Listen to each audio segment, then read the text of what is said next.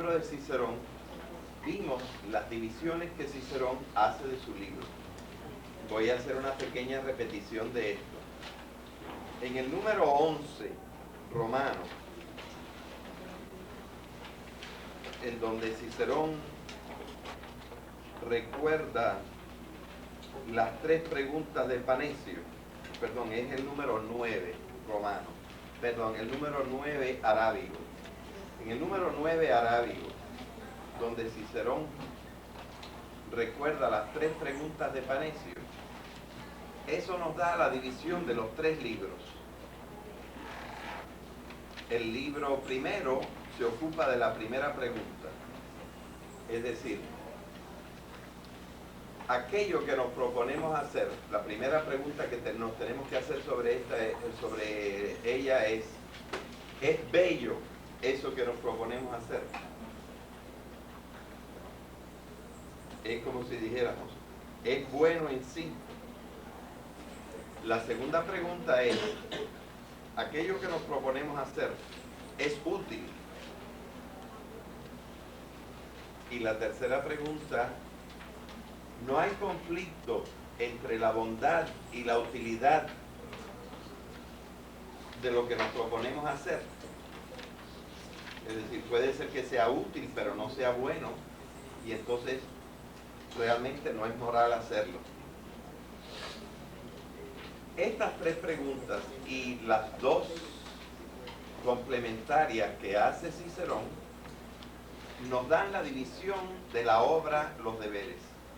Como ustedes saben, la obra de los deberes está dividida en 3 partes, digo primero, segundo y tercero.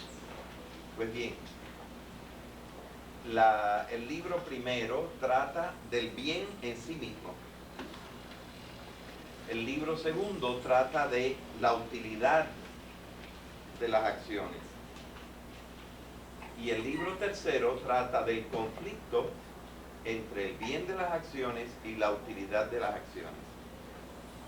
Por lo tanto, la parte que nosotros nos hemos propuesto estudiar trata toda sobre lo que es el bien en sí mismo. Eso en cuanto a los números 9 y 10. Entonces, la división del libro primero se puede ver bastante fácilmente a partir de los números 13 y 14. Los números 13 y 14 nos dicen cómo está dividido el libro primero. Porque Cicerón, después de una introducción, va a hablar de las 4 virtudes. Las 4 virtudes que llevan diferentes nombres. La primera se puede llamar sabiduría y se puede llamar prudencia.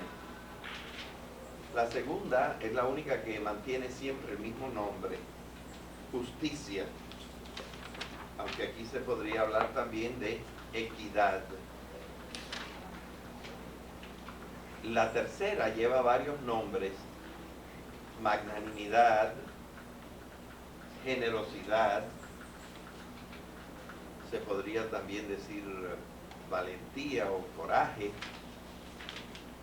y en algunas circunstancias Cicerón la llama también beneficencia. Y la última virtud tiene por nombres mesura, moderación, templanza, y Cicerón la llama también orden. Bien, esas 4 virtudes son vistas sucesivamente a partir del número 18 arábigo. Y Cicerón no las desarrolló todas en la misma longitud. Parece que al principio corrió mucho. Y por ejemplo, sobre la prudencia, hizo nada más 1,5 páginas, menos de 1,5 páginas. Comprende los números 18 y 19 arábigos. Por el contrario, de la justicia nos da 11 páginas que van desde el número 20 arábigo hasta el número 41 arábigo.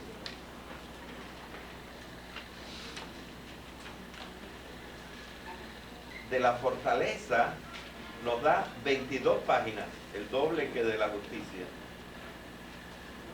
de la 23 a la 45. O sea, desde el número 42 arábigo hasta el número 92 arábigo.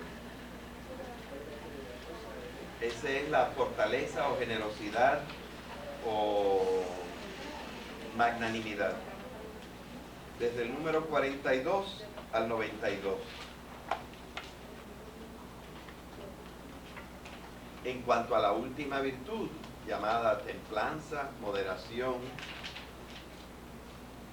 mesura,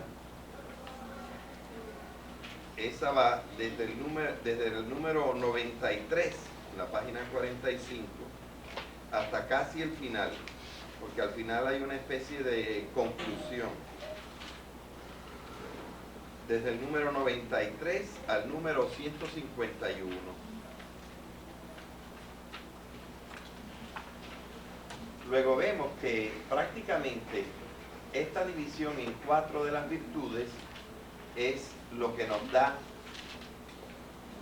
la estructura del libro primero de los deberes. Antes de empezar con esta consideración, digamos algo acerca de la palabra virtud y de lo que significa la palabra virtud. Nosotros hemos hablado a menudo de cualidades. Hemos dicho que Aristóteles, tomándolo de Platón y de Sócrates, habló de esas 4 cualidades que llamamos sabiduría, justicia, magnanimidad y moderación.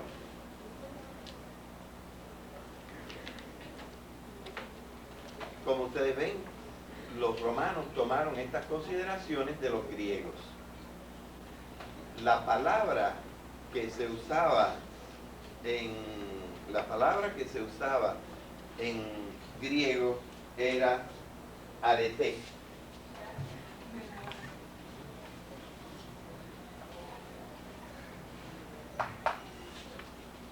Evelyn, trata de tomar una silla, o uno de ustedes, por favor, tómale una silla a ella.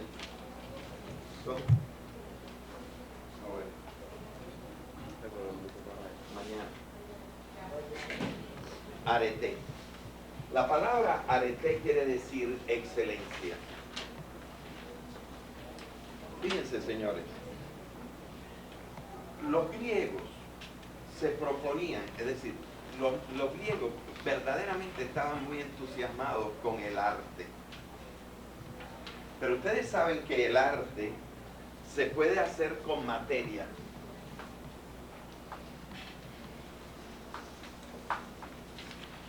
El arte se puede hacer con materia, por ejemplo, se puede hacer con colores, con pinturas, se puede hacer con barro, se puede hacer con piedra, mármol, se puede hacer con bronce.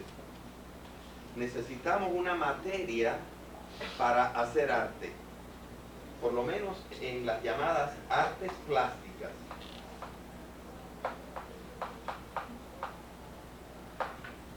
Y con esa materia nosotros buscamos darle a esa materia una forma excelente. Una forma excelente. También se puede hacer arte con la palabra.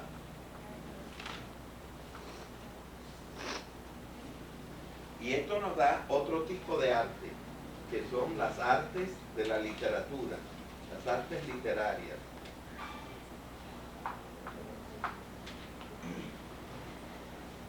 También se puede hacer arte con los movimientos del cuerpo.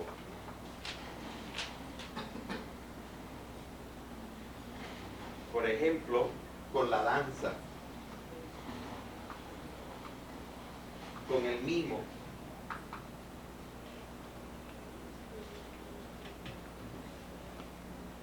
Y naturalmente hay algunos que combinan un poco, por ejemplo, materia y movimientos del cuerpo, son la música ordinariamente se hace, claro, aquí sería el canto también, pero la música instrumental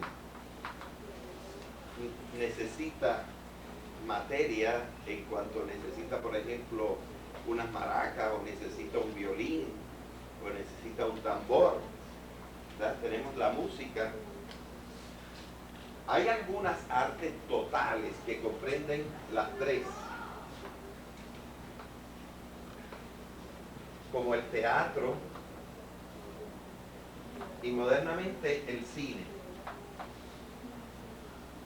Ordinariamente estas últimas artes son llamadas las artes de la ejecución, porque en el fondo lo que cuenta allí para hacer arte es lo que uno ejecuta, la acción que uno hace con el cuerpo. Claro, nuestro espíritu va dirigiendo nuestro cuerpo para hacer arte. El arte se hace con la materia, el arte se hace con la palabra y el arte se hace con los movimientos del cuerpo. Pero había para los griegos un arte más importante que este. Era el arte de formar su propia persona. El arte de sacar de sí mismo un ser humano excelente.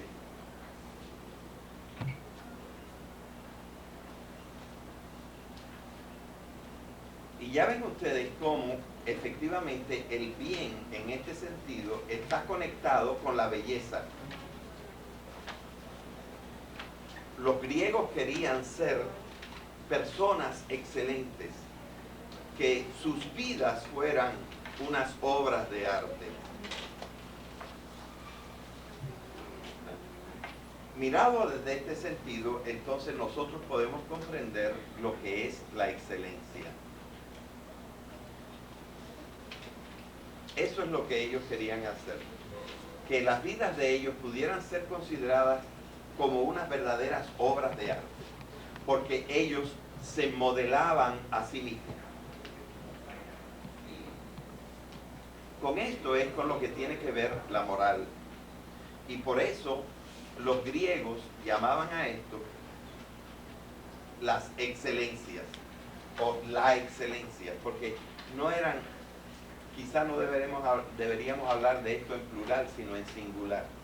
Es la suma de estas cualidades que nosotros formamos en nosotros mismos, lo que va a dar en nosotros la excelencia. Y uno va a ser una persona excelente, uno va a ser una obra de arte. Se dice a menudo que el ser humano está inacabado cuando nace y que él mismo tiene que modelarse, tiene que formarse, tiene que adquirir las cualidades por las cuales realmente va a ser apreciado. Buscar esto es buscar la excelencia de la vida, es buscar la excelencia de la propia persona. Por eso, esas 4 virtudes de que nosotros hablamos, desde el tiempo de Aristóteles, se llamaban en conjunto la arete.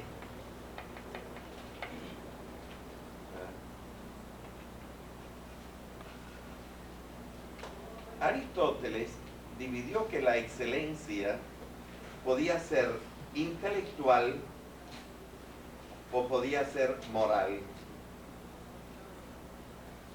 Ya nosotros vimos cómo Cicerón también lo ha recordado en uno de los pasajes que vimos en los números anteriores.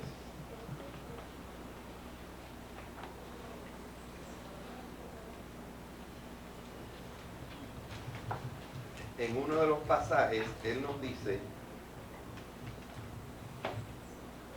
que la vida racional es lo propio del hombre. Y ahí está evidentemente insistiendo en el primer punto. Pero entre el hombre y la bestia existe una diferencia fundamental, a saber que ésta, en cuanto que es movida por los sentidos, se acomoda tan solo a lo que se le hace presente en el espacio y en el tiempo. Eso es lo que hace la bestia. Pero el hombre, al participar de la razón, discierne. Es la parte intelectual. Discierne, gracias a ella, la secuencia de las cosas. ¿Verdad? De manera que por la fuerza de la razón es que el hombre se inclina hacia una comunidad de vida. Y por la razón brota una segunda parte, que es el amor, dice aquí en el número 12, ¿verdad? Viene el amor. Para todo eso, eso ya es voluntad. La inteligencia nos lleva a tomar decisiones libres. Y esa segunda parte que distingue al hombre es la voluntad. En el fondo, entonces Aristóteles habla de una excelencia intelectual que hay que buscar, y él la divide en tres partes. La divide en ciencia, que es conocer cosas; inteligencia, que es ya entender relaciones; y sabiduría,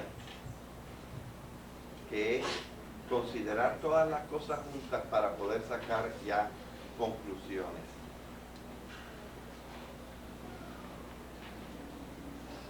El hombre debe buscar tener una excelencia intelectual. Pero además de la excelencia intelectual, el hombre debe buscar una excelencia moral. La excelencia moral se logra en primer lugar por la aplicación a la vida de la excelencia intelectual.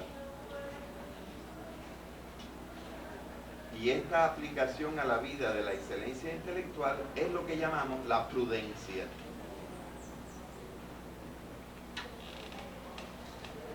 Por eso, la prudencia es el reflejo de nuestra excelencia intelectual sobre nuestra acción. Como nosotros conocemos cómo son las cosas, nos comportamos apropiadamente frente a las cosas. Miren, por ejemplo, un ejemplito para no hablar nada más en abstracto. Nosotros sabemos que una persona que se mueve con ciertos movimientos bruscos, a lo mejor puede estar un poco perturbada en su mente. Y nosotros, ustedes habrán visto esos loquitos que hay por la calle. Cuando ustedes interpretan los movimientos de esas personas, que caminan de una forma particular, que miran de una forma particular, que gesticulan de una forma particular, ustedes ya van sacando conclusiones de cómo es esta persona.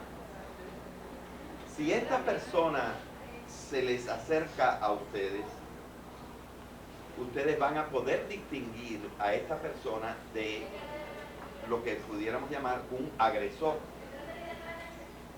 Por lo tanto, cuando ustedes reaccionen a ese acercamiento, van a reaccionar con una sonrisa, le van a decir una palabra bondadosa, a lo mejor se buscan en los bolsillos a ver si encuentran una pesetita para darle, le dan un consejito y lo tratan de calmar. ¿Qué han hecho ustedes? Pues lo que han hecho es adecuar la respuesta de ustedes a lo que ustedes entendieron que era esta persona. Por el contrario, alguien que viene a ustedes en otra actitud, quizá armado con un palo o con un cuchillo, requiere de ustedes una actitud completamente diferente. Es posible, por ejemplo, que de una muchacha, a menos que sepa karate o algo así, lo más adecuado será rápidamente escabullirse, ir a un lugar en donde hay compañía, para que esta persona se vea disuadida de atacar. Y quizá un muchacho que tiene más conocimiento o más fuerza, pues lo que hará es armarse él también y enfrentar a la persona si cree que con esto puede disuadirlo de atacarlo. O si no, como muy a menudo nos recomiendan, no pelee, entrega tu wallet, entrega tu cartera. Es decir, cada uno de nosotros, de acuerdo a las fuerzas que tiene, de acuerdo a la manera en que se le acerca a la persona, va a tratar de actuar en una forma adecuada. Esta adecuación de nuestra conducta con las circunstancias es lo que llamamos prudencia. Como ustedes ven, para ser prudente se necesita conocer. Por eso la prudencia es el derivado directo, de una cualidad intelectual. Hace falta ya mucha experiencia que no tienen, por ejemplo, los nenes, para distinguir qué tipo de persona es el que se nos acerca. Como los niños no pueden hacer todas estas diferencias, nosotros prudentemente le decimos a los niños: no entables relaciones con ninguna persona extraña. Esto puede ser prudente para un niño, pero ya no es tan necesariamente así para un adulto que sabe tratar a la gente, sabe tratar a una persona agresiva, sabe tratar a un loquito, sabe tratar a un pillo, a un aprovechado, sabe tratar a un atrevido, y a cada una de estas personas, porque conoce cómo son las personas, las trata de una manera diferente y por lo tanto adecúa su acción a lo que sabe. ¿Ven la importancia de saber para la prudencia? Por eso la prudencia, repito, es el resultado natural de una virtud intelectual, de una excelencia intelectual. Por el contrario, las otras cualidades, podemos decir que son cualidades de la voluntad.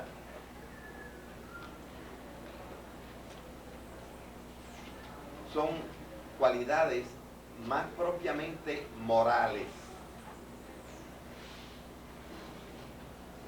Son cualidades más propiamente morales, porque lo que implican es una relación directa con el bien.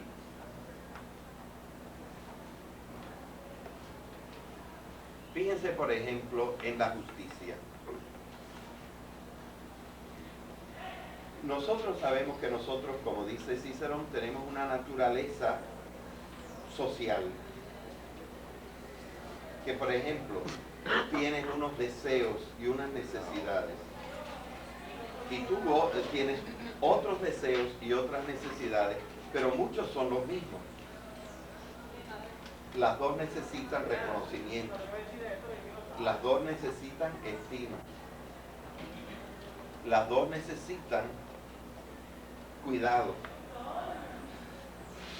las dos necesitan ciertas condiciones materiales. Las dos necesitan respeto. Bueno, pues cuando ustedes van a interactuar la una con la otra, tú no vas a exigir el respeto y la autoestima y el cariño nada más para ti. Tú no vas a querer que la gente te dé solamente a ti eso. Tú vas a decir, no, la otra persona, Johanna, es igual que yo. Por lo tanto, si nosotros necesitamos cosas para la subsistencia, tenemos que ver cómo nos las repartimos.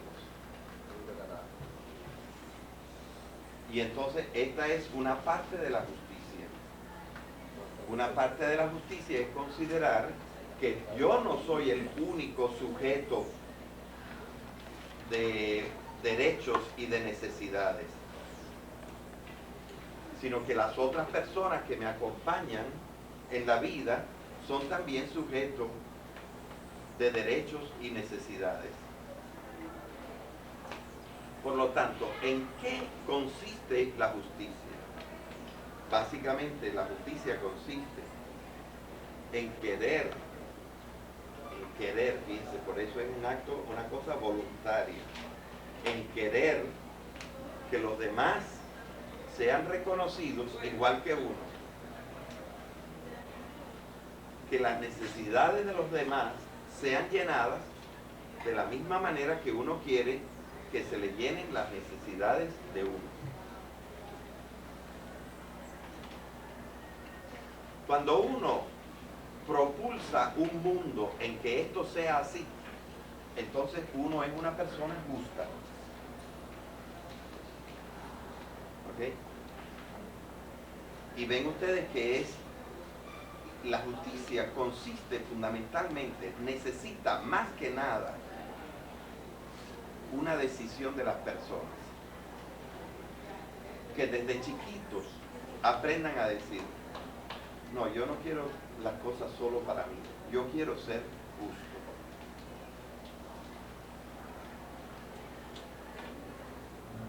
Bien, aquí voy a adelantar una cosa que ya explicamos en otro videotape, que es que la excelencia de la justicia, la cualidad de la justicia, se constituye y uno es ya justo desde que uno quiere ser justo.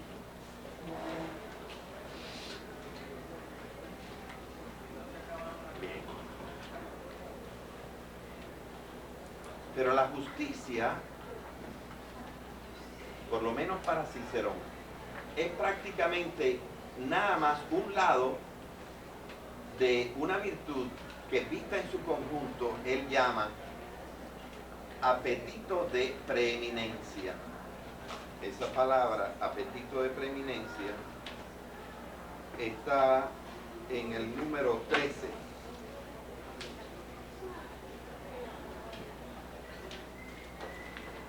Es decir, Cicerón nos dice que la verdadera excelencia de una persona, fíjense que la palabra excelencia quiere decir el que sobresale, lo que sobresale, lo que se distingue, lo que está mejor hecho que los demás.